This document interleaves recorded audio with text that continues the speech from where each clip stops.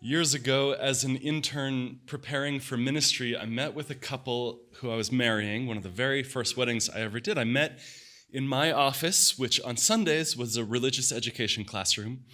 My desk in one corner of it. We talked under posters of our shared values and the universal ethical teachings of world religions.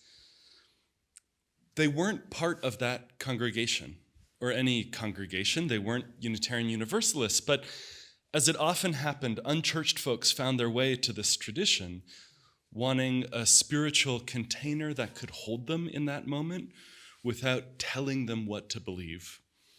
And we welcomed them.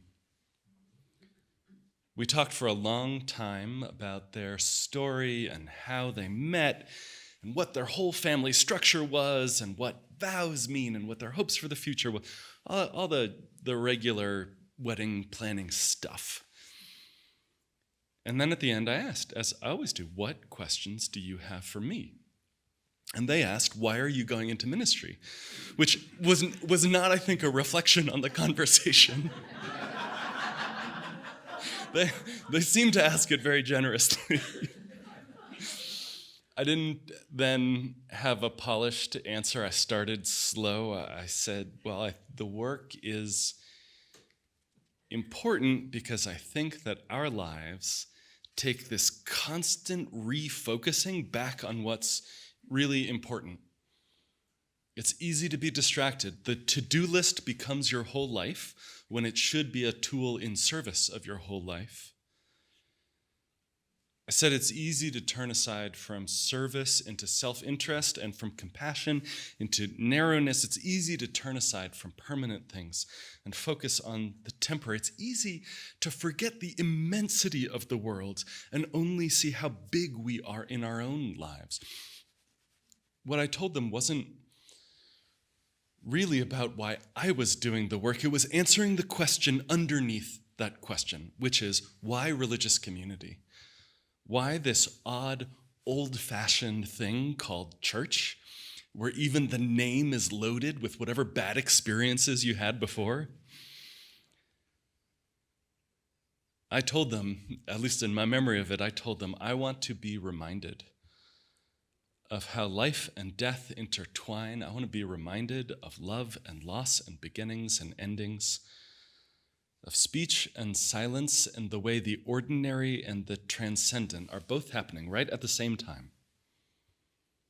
Because those are the things that are real in this world. Those are the things that give us meaning, that ground our lives and can carry us forward all the way through.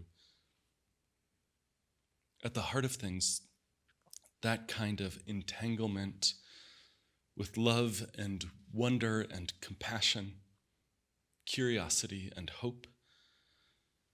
Those are guideposts that don't move in the middle of a constantly moving world. And it's not that I have all the answers to that and need to tell you what they are. It's that I want to be part of a community where those are the questions. Those are the values and the journey, the wondering that we're all doing together. Not a community of like-minded people, but a community of like-hearted people. That's part of what this ritual does for us each week, gathering in this room, singing and sitting in silence, greeting and talking and connecting and placing stones. We're marking the passing time and feeling it moving around us and growing,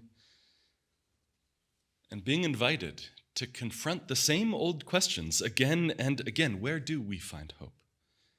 How do we endure a season of uncertainty, of waiting, of not knowing what's coming? The work of spiritual practice, in part, is having your insides match your outsides, of crafting your action and intention to match your aspirations. And that's what we keep returning. That's the work that we're doing right now. That's why y'all are working just as hard in this hour as I am. So come in. Come into this place which we make holy by our presence. Come in with all your vulnerabilities and strengths and fears and anxieties and loves and hopes. For here Here you need not hide, nor pretend, nor be anything other than who you are and who you're called into being. Come into this place. We can heal and be healed. We can forgive and be forgiven. Where the ordinary is sanctified and the human is celebrated and the compassionate is expected, come in, because together we make this a holy place.